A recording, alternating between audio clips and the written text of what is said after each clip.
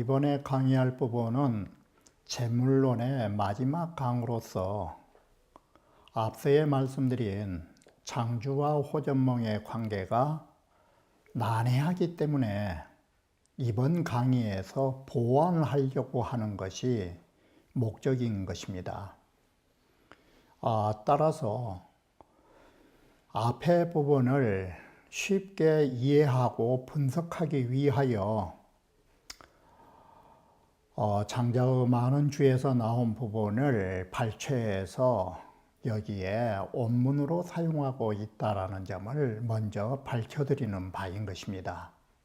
그러면 원문을 보면서 앞에서 보셨던 물하라고 하는 거, 만물과 하나가 되어 조화의 자리로 간다라는 물하, 이러한 사상을 다시 주석을 통하여 살펴보기로 하겠습니다. 자, 그러면 먼저 하나하나를 분석해 보면 호호연연자는 너울너울 춤췄다라는 것은 뭐냐? 이건 호랑 나비이고 거거연자는 주야라 뻣뻣한 몸통을 가진 건 이건 장주인 것이다.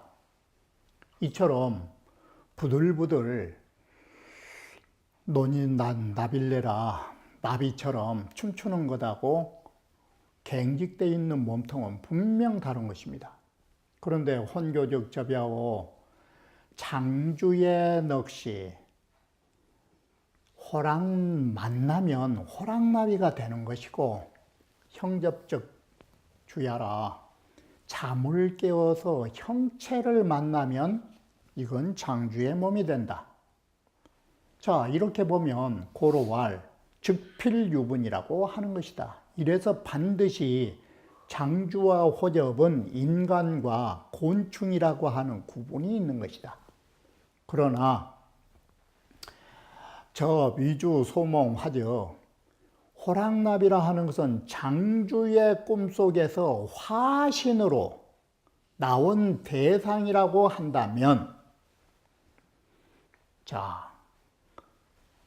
즉 주역 접야며 장주도 또한 나비가 되고 접역주야니 나비도 또한 장주로서 또 역자 이것이 이것이고 이것이 이것이다. 나비가 장주고 장주가 나비라는 점에서 보면 장주와 나비는 구분이 있지만 결국 또 역자 이것이 이것이다는 입장에서 보면 이건 구분이 없는 것이다. 이것은 상문에서 말하는 저것은 이것에서 나오고 호랑나비는 장주에서 나오고 장주는 또한 저 호랑나비로 인한다라는 것과 같으며 이것이 또한 저것이요. 이 문장 구조 이것이 또한 저것이요. 저것이 또한 이것이라는 구조와 같은 것이다. 자, 우리가 이것을 탐구하여 보면 주몽접녀와 장주가 호접몽을 꾼 것인지 아니면 호랑나비가 장주를 지금 꿈꾸고 있는 것인지 또 아니면 숙몽숙교 어느 것이 꿈이고 어느 것이 지금 잠을 깨고 꾸고 있는 사실인지 숙피숙시요 어느 것이 저것이고 어느 것이 이것인지 어느 것이 장주고 어느 것이 호랑나비인지 이건 구분이 없다. 고 금이 형명언지면 그래서 우리가 여기에서 주어진 형체와 장주니 호랑나비니라고 하는 이 명제로 말하면 형체와 명제로 말하면 호랑나비와 장주 그리고 저것과 이것 생과 사 죽음과 꿈, 이건 똑같지 않은 것이다. 분명 다른 것이다. 그러나 우리는 위의 문장에서 어떤 것을 봤느냐? 혁명이라고 하는 것은 뭘 말해주냐면 이건 현상계의 차별세계를 말하는 것입니다. 즉 불교에서 말하는 이건 사법계인 것입니다. 모든 현상의 일이 각기 다른 사법계고, 도는 뭐냐? 현상의 차별이 하나 된 자리가 도가 되는 것입니다. 이건 이법계라고 하는 것이죠. 이게 이 이법계의 입장에서 보면 모든 건 통해서 하나가 되는 자리다. 이와 같이 현상의 차별이라고 하는 형체와 이름이라고 하는 것은 비록 하나가 아니지만 도라는 입장에 의해서 말하면 이건 하나다. 다시 말하면 간단하게 태극과 이 무국의 자리에서 보면 음양이니 오행이니가 있느냐라는 것이에요. 음양 모형은 모두 하나에 포괄된다. 그리고 상문에서 또 뭐라 했느냐? 차유 대교 이후에 잠을 크게 깨어야 그 뒤에 조금 전에 정말 큰 꿈속, 깊은 꿈속에 있다라는 것을 알 수 있다. 즉 깨달음을 가져야, 이건 간단한 말로 도를 깨달아야 조금 전에 이 범인으로 또는 중생으로 혼미한 세계에 있었다라는 것을 알 수 있다. 이게. 그렇기 때문에 또 뭐라고 했느냐? 대교는 인격으로 말하면 대성이 나오니까 이렇게 크게 잠을 깨신 큰 성인, 대각자, 크게 깨달음을 가지신 분, 이런 분 만나기가 쉬울까? 그래서 이런 분은 만세지 후에라도 이루 대성하야 말년 이후라도 한번 대성을 만나서 그것을 바로 이해시켜 준 것을 알게 된다면, 다시 말하면 나를 이해시켜 줄 아는 훌륭한 성인을 만날 수만 있다면 말년 후라도 그것은 늦은 게 아니다. 일족일석에 이건 엄청 빨리 만난 것이다. 바로 이와 같이 대교의 대각 성인을 만나서 깨달음의 세계를 갖기가 그렇게 어려운 것이다. 바꿔 말하면 이 꿈속에서 꿈을 깨기가 그렇게 힘든 것이다. 나를 깨워줄 사람이 누구냐? 우리가 쉽게 만날 수 있느냐? 내 잠을 깨워줄 수 있는 사람. 만년 후에 한번 내 잠을 깨워줄 사람만 만나도 그거 엄청 빨리 만난 것이다.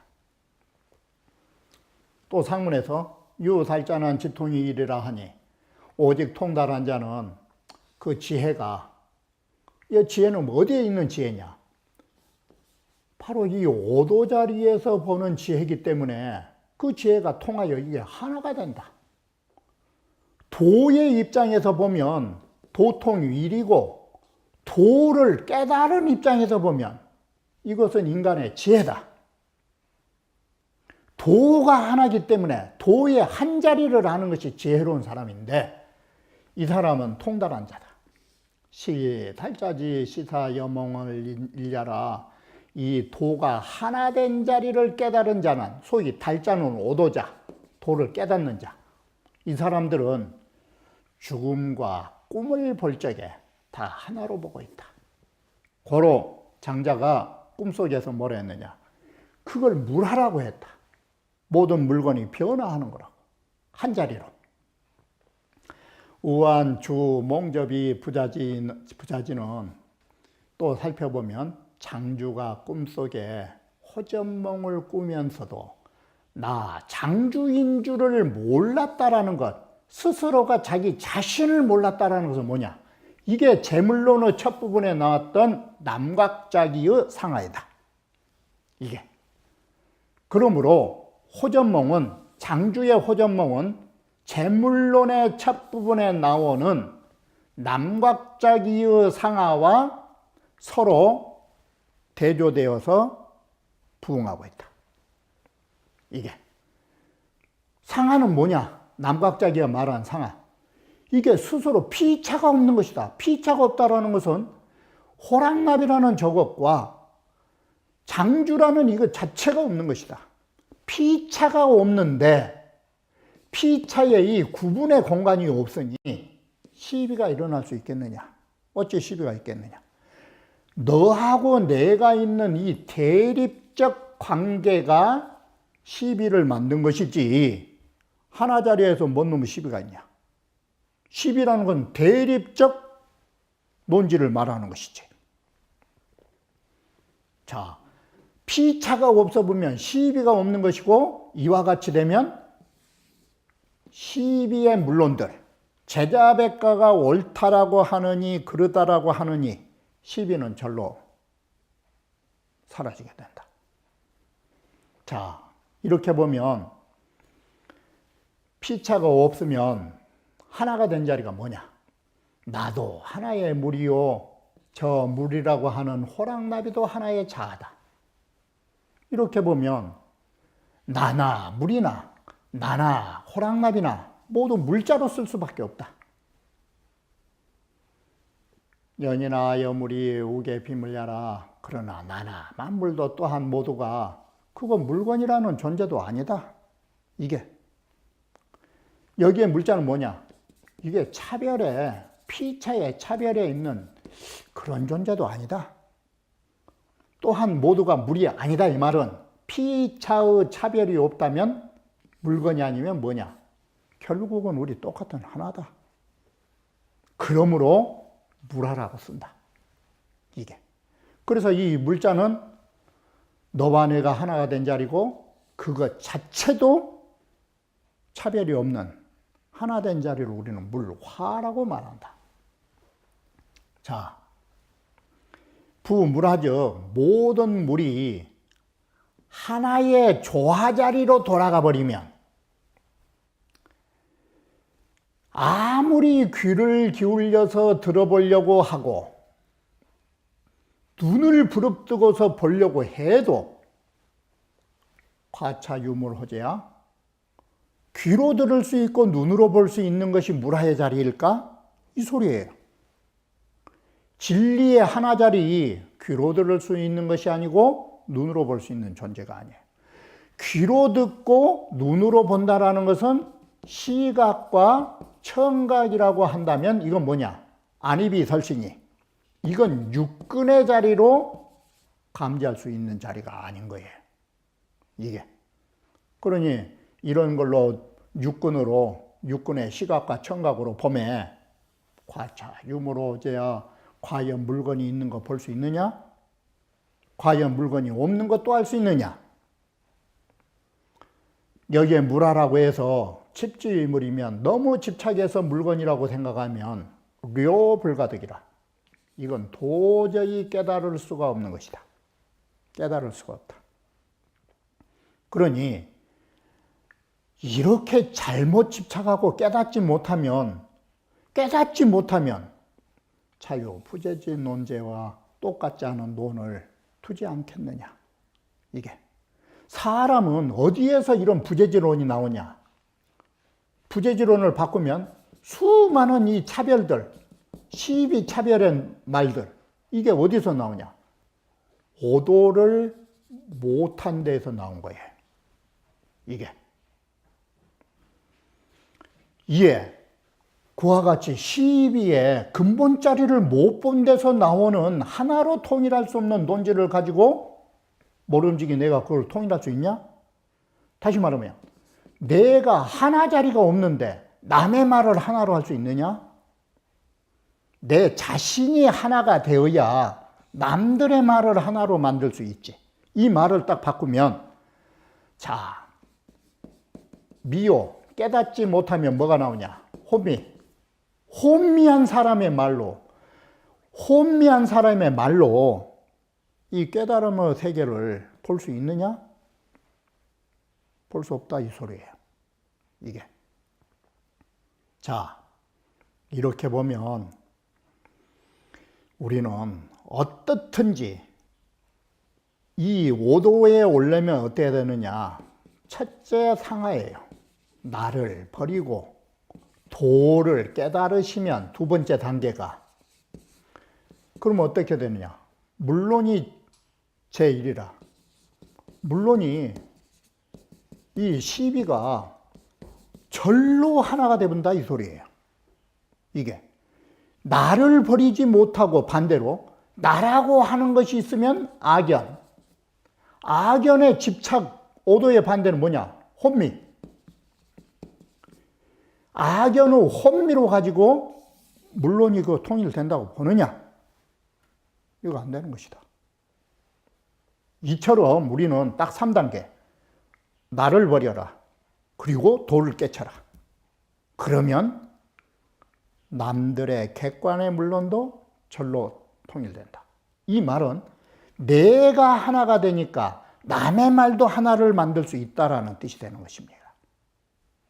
더 쉽게 말하면 나의 5도는 내가 도를 깨달으면, 자, 우리 쉽게 말하면, 자, 위로 이 보리를 구해서 지혜를 구하면 내가 이 보리의 깨달음이 있어야 아래로 중생을 깨쳐줄 수 있는 것처럼 중생을 깨닫기 위해서는 근본적인 게 나의 보리가 필요한 것이다. 나의 깨달음이 없이 이 중생 제도가 가능하냐? 혼미한 말이 이게 정리가 가능하냐? 이 논조를 갖고 있는 것입니다. 기여물이 부지 시일시야. 자, 이렇게 보면 나라고 하는 장주와 물이라고 하는 호랑나비가 알 수 없다. 이게 하나짜리냐 두 개짜리냐.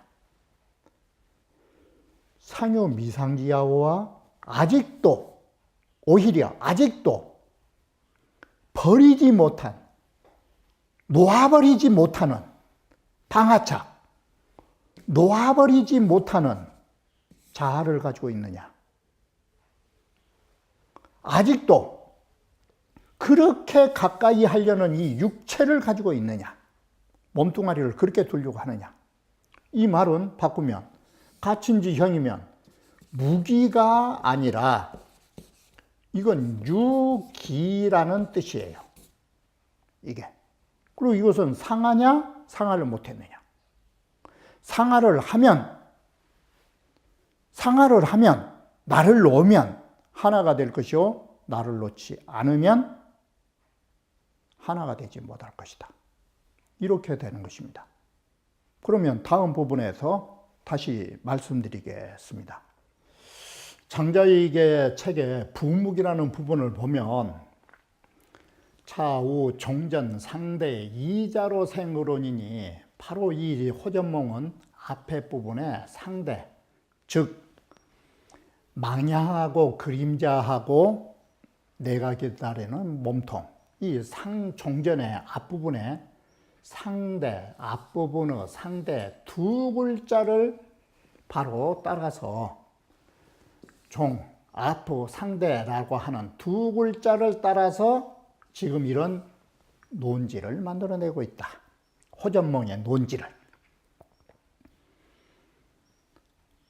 상대라는 이 두 분에서 망향이라고 하는 것은 이 미세한 그림자의 엷은 그림자는 영, 짙은 그림자를 필요로 하는 것이고, 짙은 그림자는 사람의 이 몸통이 있어야 하는 것이고, 우리의 몸은 뭐가 있어야 되느냐? 주자의 말씀대로 한다면 천이 음양오행으로 하늘이 음양오행으로서 기성형이 바로 기로서 우리의 몸을 만들어줬고, 이게 조화에 의해서 만들어졌다라는 말이 되죠. 이게 하늘이 음양오행의 조화로 화생만물에 만물을 내줄 적에 이 기운으로 우리의 몸을 만들어줬던 것이고, 그래서 형체는 조화에 의해서 이루어지고, 금하우 대피하고 오늘날 나는 또다시 저것을 기다리고,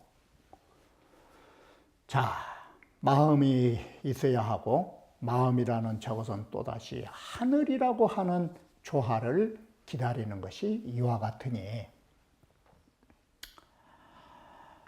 즉 불소 대피요 이 소자는 모름지기 숫자 뜻으로 이것은 모름지기 저것을 기다리려고 하지 말고 지화의 천애하고 이 천애라고 하는 앞에서 말하는 이 본성자리 이 성명의 실마리가 되는 자리로 우리가 모두 조화를 하고 소대지천을 우리의 마음자리가 기다린 바에 기다리는 대상으로 삼는 기다림의 대상으로 삼는 하늘의 진리를 취지하여 내 자신에 취하여 이 스스로 족하게 해야 하는 것이다. 결국은 우리가 기다려야 할 게 뭐냐? 대천. 그걸 가지고 하늘의 자리에서 자족해야 된다. 이 몽교로 본 피하면 잠 꿈속에 있느니 자 혼미의 세계에 있느니 잠결교 깨달음의 세계에 있는지 이걸로 피하를 구분하려 치면 아시 몽중지 호접이여 나는 바로 어떤 사람이냐 이 혼미 속에서 보면 나는 꿈속에 있는 호랑나비일 것이고 피는 자 저것은 교후지 잠을 깬 뒤에 창주가 되려니와 이 1인으로 본 몽교면 자 호랑나비를 던져주고 그만두고 호랑나비를 상대로 하지 말고 장주라는 한 사람을 가지고 장주의 꿈이냐 장주의 꿈을 깼느냐로 구분하면 서기 몽중지 호접이요 장주는 애적에 꿈속에 호접이 됐던 호랑나비고 지금은 잠 깬 이후에 교후에 지금은 장주이다. 고로할 필요분으로 하니 이래서 호랑나비와 장주는 반드시 구분이 있다고 하니 이게 어떤 법이냐? 하나이면서도 둘이고 둘이면서도 하나인 자리다.